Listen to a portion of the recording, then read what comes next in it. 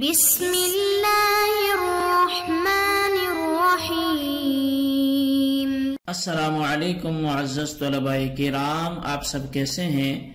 آج ہم مؤطا امام محمد کے سبق نمبر 266 کو پڑھیں گے۔ آج کے ہمارے سبق کا عنوان ہے دانتوں کی دیت کا بیان۔ آج کے سبق میں ہم دانتوں کی دیت اور اسی طرح اگر ایک تو دانت ٹوٹ گیا، بالکل ختم ہو گیا، اس کی دیت بھی ہے، اور پھر دوسرا یہ کہ دانت ٹوٹا تو نہیں لیکن سیاہ ہو گیا، وہ جسے کانا ہونا بولتے ہیں یا اس طرح کا کچھ، وہ خراب ہو گیا، اور اسی طرح آنکھ جو ہے وہ بے نور ہو جاتی ہے، تو اس کی دیت کے حوالے سے کیا مسائل ہوں گے وہ ہماری آج کی گفتگو میں بیان ہوں گے۔ تو یہ در حقیقت دو مختلف ابواب پر ہمارا کلام ہونے جا رہا ہے۔ پہلا تو باب دیت الاسنان ہے کہ یہ باب دانتوں کی دیت کے بیان میں ہے، اور پھر دوسرا جو باب ہے باب عرش السن السوداء والعین القائمۃ، یہ باب چوٹ سے دانت سیاہ ہو جانے اور آنکھ کے بے نور ہو جانے کے بیان میں یہ باب ہے۔ تو بہرحال ہم پہلے جو ہے وہ پہلے باب کو پڑھیں گے اور اس پر کلام کے مکمل کرنے کے بعد پھر دوسرے باب کی طرف ہم آتے ہیں۔ تو امام محمد رحمۃ اللہ علیہ حدیث پاک پہلے باب کے حوالے سے آپ لکھتے ہیں کہ اخبرنا مالک اخبرنا داود بن الحسین ان ابا غطفان اخبرہ ان مروان بن الحکم ارسلہ الى ابن عباس يسألہ ما في الضرس فقال ان فيه 5 من الابل قال فردني مروان الى ابن عباس فقال فلما تجعل مقدم الفم مثل الاضراس قال فقال ابن عباس لولا انك لا تعتبر الا بالاصابع اقلها سواء۔ امام محمد رحمۃ اللہ علیہ آپ امام مالک رضی اللہ تعالیٰ عنہ سے روایت کرتے ہیں کہ انہوں نے ہمیں خبر دی، اور وہ جو ہے امام مالک فرماتے کہ ہمیں داؤد بن حسین نے بتایا کہ ابو غطفان نے انہیں بتایا کہ مروان بن حکم نے انہیں حضرت عبداللہ بن عباس رضی اللہ عنہما کے پاس بھیجا تاکہ ان سے دار کی دیت دریافت کریں، یعنی دانتوں کا جو پیچھے اندرونی حصے ہیں تو دانے ہوتی ہیں۔ تو حضرت عبداللہ بن عباس رضی اللہ تعالیٰ عنہ نے فرمایا کہ اس میں 5 اونٹ دیت کے ہیں۔ اب راوی یہ کہتے ہیں کہ مجھے دوبارہ مروان نے حضرت عبداللہ بن عباس کے پاس بھیجا اور یہ پوچھنے کو کہا کہ تم منہ کے سامنے کے دانتوں کو دار کی مثل کیوں قرار دیتے ہو؟ تو انہوں نے فرمایا تم دانتوں کی دیت کو انگلیوں کی دیت پر قیاس کرتے ہو جبکہ ان کی دیت برابر ہے، تو دانتوں اور دار کی دیت جو ہے وہ برابر ہونی چاہیے۔ تو مطلب یہ کہ جب دو انگلیوں کی دیت ایک جیسی ہے تو پھر دانتوں کی بھی انگلی جو ہے دیت جو ہے وہ بھلے آگے پیچھے والے ہوں، داڑے ہوں یا دانت ہوں، ان کی دیت ایک جیسی ہونی چاہیے۔ قال محمد وبقول ابن عباس نأخذ عقل الاسنان سواء وعقل الاصابع سواء في كل اصبع 10 الدية وفي كل سن نصف عشر من الدية وهو قول ابي حنيفة والعامة من فقهائنا رحمهم اللہ تعالی۔ امام محمد رحمۃ اللہ علیہ آپ اس حدیث پاک کی تحریر کرنے کے بعد لکھتے ہیں اور آپ وضاحت کرتے ہیں، بتاتے ہیں کہ حضرت عبداللہ بن عباس رضی اللہ عنہ کے قول پر ہی ہمارا حناف کا عمل ہے کہ تمام دانت جو ہیں وہ برابر حکم رکھتے ہیں۔ تو اب انگلیوں کی دیت بھی برابر ہے، ہر انگلی کی دیت مکمل دیت کا 10واں حصہ ہے اور ہر دانت کی دیت مکمل دیت کا 20واں حصہ ہے، اور یہی قول امام اعظم امام ابو حنیفہ رضی اللہ عنہ اور ہمارے عام فقہائے کرام کا ہے۔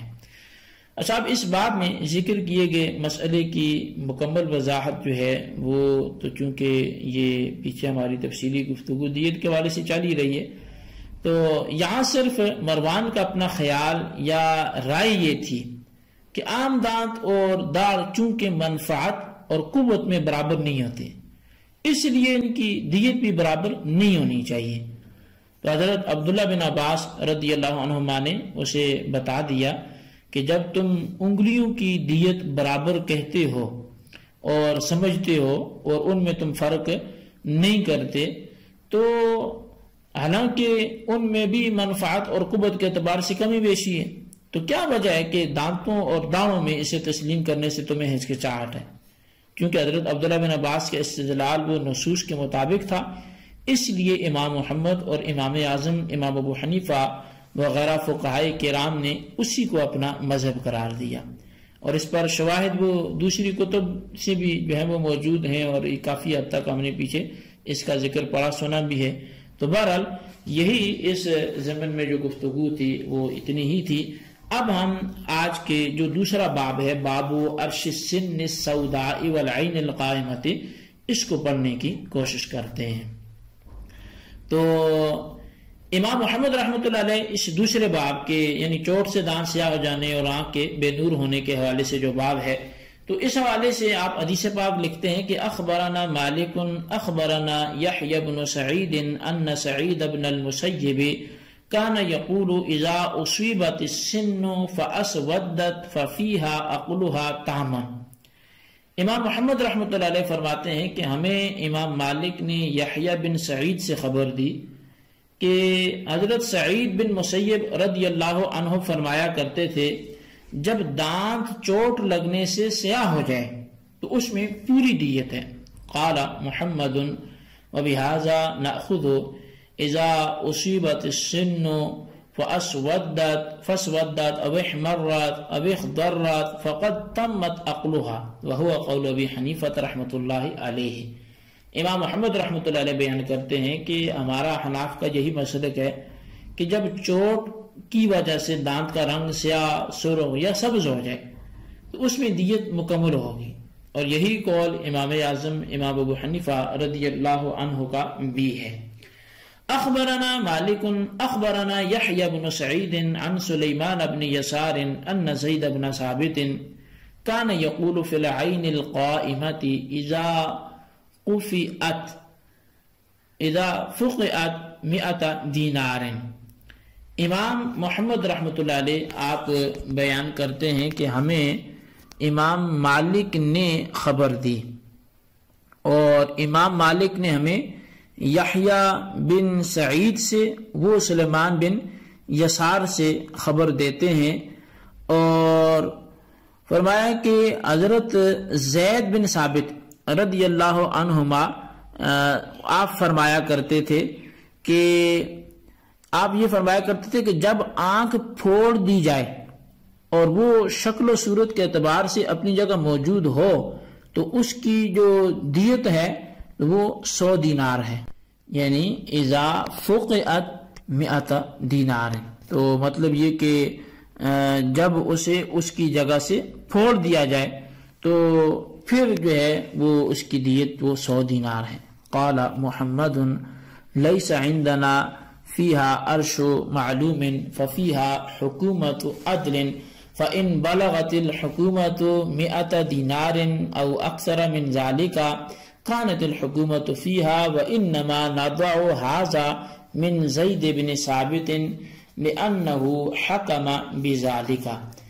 امام محمد رحمۃ اللہ علیہ فرماتے ہیں کہ ہمارے نزدیک اس بارے میں کوئی مقرر دیت نہیں ہے،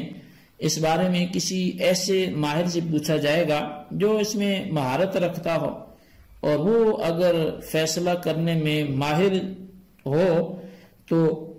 100 دینار یا اس سے زیادہ کا فیصلہ کرتا ہے تو فیصلہ وہی ہوگا جو وہ کرے گا۔ یہ دیت حضرت زید بن ثابت رضی اللہ تعالیٰ عنہ سے ماخوذ ہے، کیونکہ آپ نے ہی ایسا فیصلہ فرمایا تھا۔ اب اس باب میں امام محمد رحمۃ اللہ علیہ نے 2 مسئلے ذکر فرمائے ہیں۔ دانت کی چوٹ لگنے سے رنگت تبدیل ہو گئی ہو تو اس کی دیت کیا ہوگی، اور آنکھ جو ہے وہ جو چشم یعنی خانے میں قائم رہتے ہوئے کسی کی چوٹ کی وجہ سے نور کھو بیٹھی ہو تو اس کی دیت کیا ہوگی۔ تو پہلے مسئلے میں چوٹ لگنے سے دانت کا رنگ سیاہ، سرخ یا سبز ہو جائے تو اس صورت میں دانت مکمل ضائع ہونے کی پوری دیت لی جائے گی، یعنی 5 اونٹ دیے جائیں گے، اور اس کی تائید میں کیونکہ وہ دیگر کئی ایک اس پر آثار موجود ہیں، تو لہٰذا اگر وہ رنگت اس کی بدل جاتی ہے تو مکمل دانت کی جو دیت ہے تو وہ اس سے مکمل دیت لی جائے گی۔ اور دوسرا جو مسئلہ ہے کہ آنکھ اپنی چشمگاہ میں موجود ہو لیکن اس کا نور جاتا رہا ہو، تو اس کی دیت جو ہے وہ حضرت زید بن ثابت رضی اللہ تعالیٰ عنہ نے 100 دینار کا حکم دیا ہے، لیکن امام محمد رحمۃ اللہ علیہ وغیرہ احناف یہ کہتے ہیں کہ ہمارے ہاں اس کی دیت مقرر نہیں ہے، بلکہ ایک عادل کے فیصلے کے مطابق ہوگی۔ اس کی تعداد خواہ 100 دینار سے بڑھ جائے یا کم ہو جائے۔ حضرت زید بن ثابت رضی اللہ عنہ کا فیصلہ چونکہ شرعیہ نہیں تھا بلکہ اتفاقیہ تھا، یعنی کسی نص شرعی کے پیش نظر انہوں نے یہ فیصلہ نہیں دیا تھا بلکہ اپنی اجتہادی بصیرت کی بنا پر تھا۔ یہی وجہ ہے کہ امام محمد رحمۃ اللہ علیہ اپنے مسلک کی بنیاد حضرت زید بن ثابت کے فیصلے کو ہی قرار دے رہے ہیں، یعنی اجتہاد کی اس میں گنجائش کیا، بلکہ مجتہد جو ہے وہ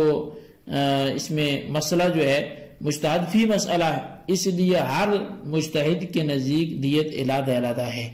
تو بہرحال یہ ہمارا آج کا سبق تھا، آپ اس کو اچھی طرح سمجھیں اور اس کے خلاصے کو آپ اپنے رجسٹر پر لکھیں، اور اللہ تعالیٰ سے دعا کرتے ہیں جو ہم نے پڑھا سنوں سے یاد رکھنے کی توفیق نصیب فرمائے۔ آمین بجاہ النبی الامین صلی اللہ علیہ وسلم۔